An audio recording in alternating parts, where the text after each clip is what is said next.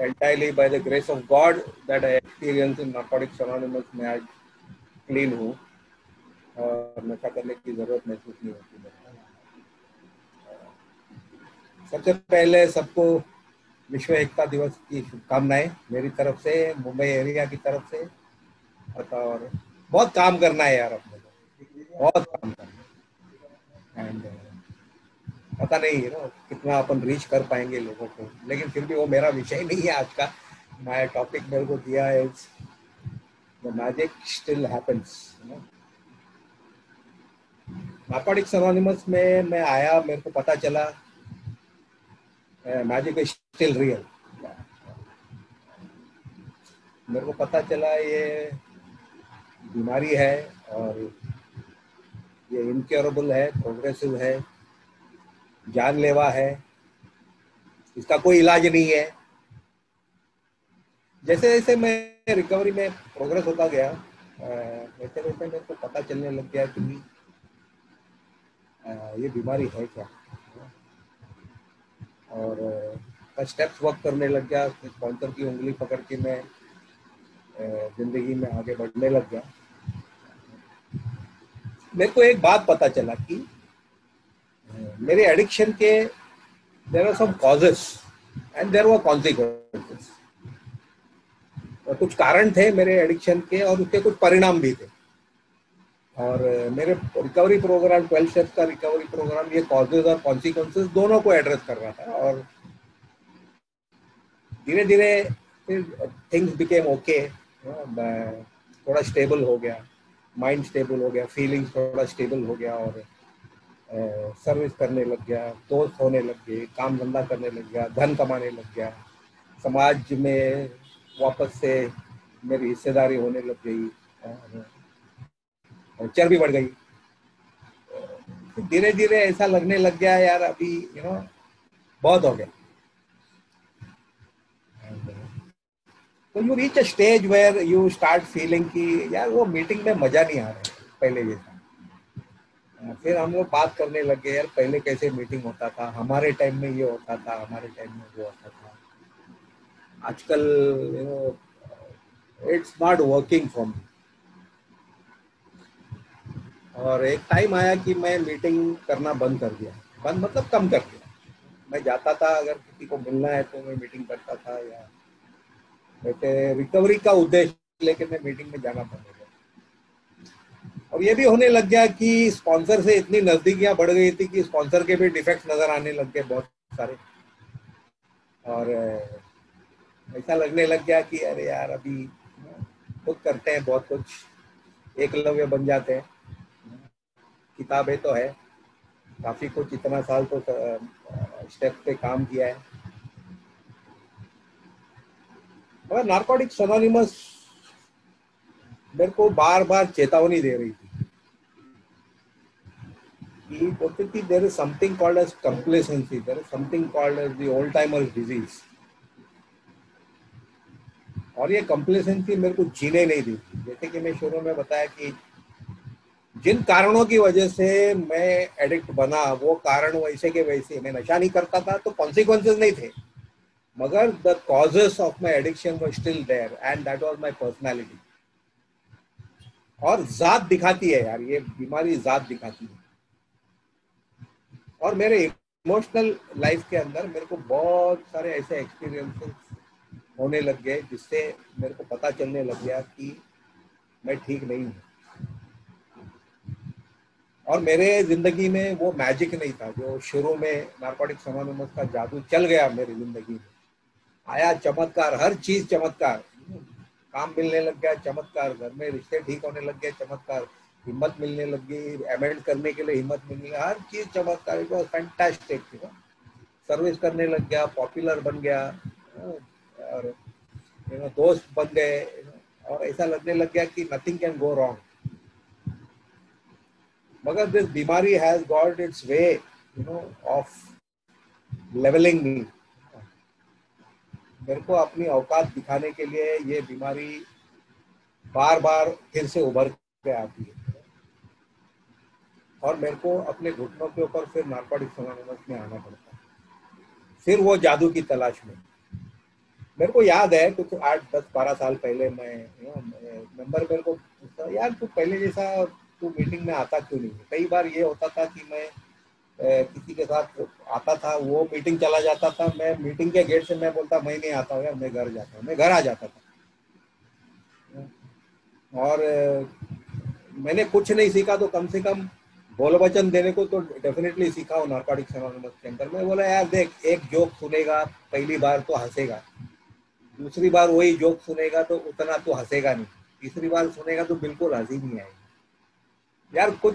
तो मैं मेरे को पता है यार, ये क्लासरूम में आऊंगा तो किस तरह की शेयरिंग मेरे को सुनने को मिलेगी, it doesn't work for me any more, वो it doesn't do it for me. ये मेरा डायलॉग रहता था। एंड ये मेरा रॉन्ग मैसेजिंग था। मैं अपनी बीमारी के अंदर जी रहा था और अपनी बीमारी के माध्यम से मैं लोगों से बात करता था, I am trying to give my opinion on what the meeting are all about. एक दिन मेरे को समझ में आ गया कि यार ये कुछ और है, माजरा कुछ और है। And, देखो मैं लिटरेचर सिर्फ बेसिक टेक्स्ट पढ़ता हूँ ज़्यादा, बाकी लिटरेचर बहुत कम पढ़ता हूँ, लेकिन बेसिक टेक्स्ट मेरा बहुत फेवरेट टेक्स्ट बुक है। और एवरी डे थोड़ा एक पैराग्राफ तो जरूर पढ़ता हूँ। हर बार बेसिक टेक्स्ट में कुछ ऐसा लाइन या ऐसा चीज मेरे को पढ़ने को मिलता है जो पहले मिस हो जाता है मेरे से, यार ये पहले कभी मेरे को नजर नहीं आया, ये बात होती है।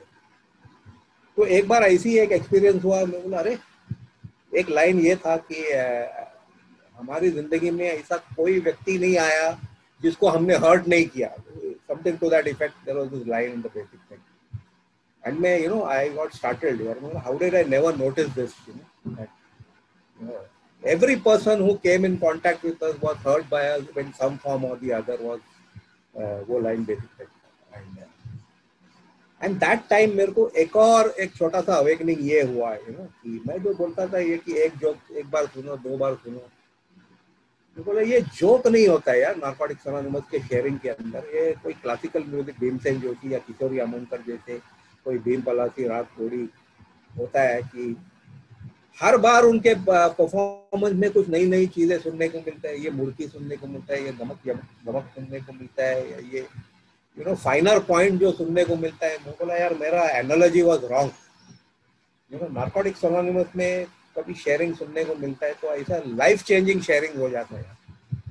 I will share 2 years ago, going through very very bad phase, very bad phase. और उस दिन मेरे दिमाग में एक ही ख्याल चल रहा था कि यार मैं चूतिया है यार, दूसरों के जैसा मतलब बेईमानी करके ये हो जाता था वो हो जाता था, मैं चूतिया ये मेरे इंटरनल डायलॉग चल रहा था। और ये फ्रेम ऑफ माइंड में मैं एक मीटिंग में चला गया और उस मीटिंग के अंदर एक न्यू कमर था, ये तो लेस देन 1 year क्लीन, वो अपना अनुभव शेयर कर रहा था कि उसी दिन की का एक अनुभव शेयर कर रहा था। वो कह रहा था कि कैसे कि घर में पैसों की जरूरत थी किसी काम के लिए और घर से निकला, लेकिन दिमाग में उसकी एक बात थी कि भाई कोई गलत काम नहीं करना है मेरे को। और ईश्वर के भरोसे पे वो बाहर गया और कैसे उसका काम पूरा हो गया, उसको पैसे मिले और फिर वो घर पे आया। वो मेरा लाइफ चेंजिंग एक्सपीरियंस था मेरे लिए उस दिन। मैं कम से कम कई साल क्लीन था और मेरे को लगा कि क्या क्या मिलने वाला है मेरे को मीटिंग के अंदर। ये मेरे को मैजिक हुआ कि जिस फ्रेम ऑफ माइंड से मैं आया था कि यार ये ईमानदारी में कुछ रखा नहीं है, कुछ बेईमानी करो तो कुछ बनेगा। ये फ्रेम ऑफ माइंड में मैं नार्कोटिक्स एनोनिमस की मीटिंग में आया और एक न्यू कमर की एक शेयरिंग सुन के मेरी जिंदगी में वापस वो मेरा जो आइडियलिज्म रहता था जब मैं नया था नार्कोटिक्स एनोनिमस के अंदर, बड़ा एक आइडियलिस्टिक व्यू पॉइंट रहता था जिंदगी की तरफ, ऑनेस्टी की तरफ, एक जोश रहता था, एक पैशन रहता था जो मैं खो दिया था। और क्यों खोया था? क्योंकि क्या होता है कि बोलता I am clean by the grace of God, लेकिन मेरी जिंदगी कैसे जीने का ये मेरे को मत बता, I know how to live. तो ईश्वर की कृपा मैं बोलता था, लेकिन ईश्वर की कृपा के लिए बाकी के दरवाजे मेरे लिए बंद रखता था। I was not allowing God to enter my life. मेरी जिंदगी में ये कई बार हुआ है। नार्कोटिक्स एनोनिमस में आने के बाद इस तरह के एक्सपीरियंसेस मेरे को बहुत हुआ कि मैं जिंदगी से या रिकवरी के प्रोसेस से मायूस हो जाता हूँ मेरा बिलीफ निकल जाता है, मेरे को लगता है यार I am wasting my time in Narcotics Anonymous, इसमें कुछ रखा नहीं है, you know, then I get out, then something happens, I am touched और inspired by some sharing and again the magic happens, again मेरा रिन्यूअल हो जाता है यार, you know?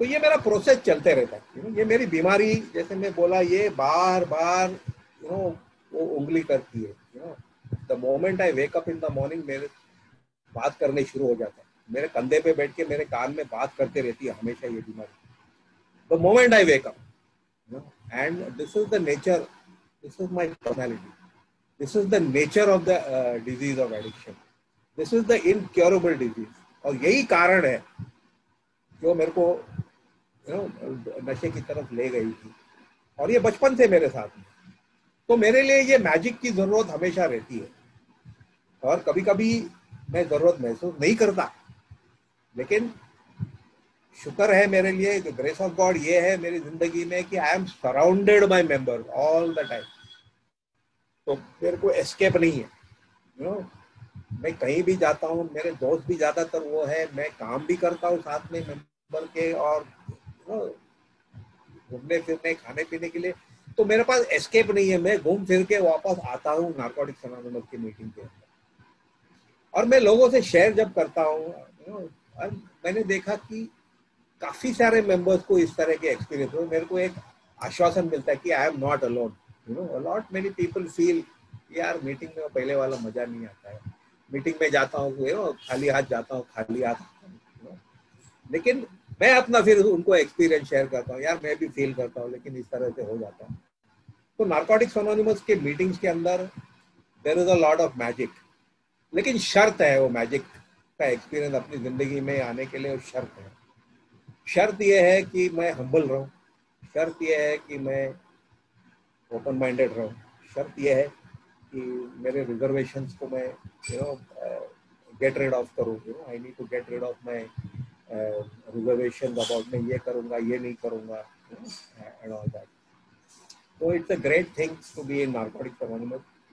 I'm lucky to be in Narcotics Anonymous and lucky to have survived for so long, you know, in Narcotics Anonymous. ये बीमारी is dangerous man. You know, मैं साथ में लेके घूमता हूँ इस बीमारी को, और ये बीमारी यहाँ है मेरे विचारों में और मेरी भावनाओं में, ये इतने अंदर है वो, और वो चलता रहता है बार बार। You know, I need that extra power, you know, of a power greater than myself. और जो मेरे को मिलता है through your sharings, you know, through you know other meetings, through service, you know, ego deflation is the only thing that is going to work for me. And वो ego deflation मेरे को narcotics anonymous में होता है। मेरे लिए magic वही है कि ईगो डिफ्लेशन जो होते रहता है, अगर मैं नहीं करता तो बीमारी मेरे लिए कर देती है। तो I thank this bank Delhi fellowship for inviting me to share, and I may not be with you for after some time. मैं जाऊंगा, अभी बॉम्बे की मीटिंग में जाके बैठूंगा, शायद पंजाब में भी जाके बैठूंगा यार, वर्ल्ड यूनिटी डे है, एंड सब जगह पे मीटिंग हो रहा है यार, यू नो, ज्ञान बट रहा है सब जगह पे, यहाँ से निकल के वहां जाऊंगा, वहां से निकल के कहीं और जाऊंगा, and enjoying my self. Thank you all, thank you for patience.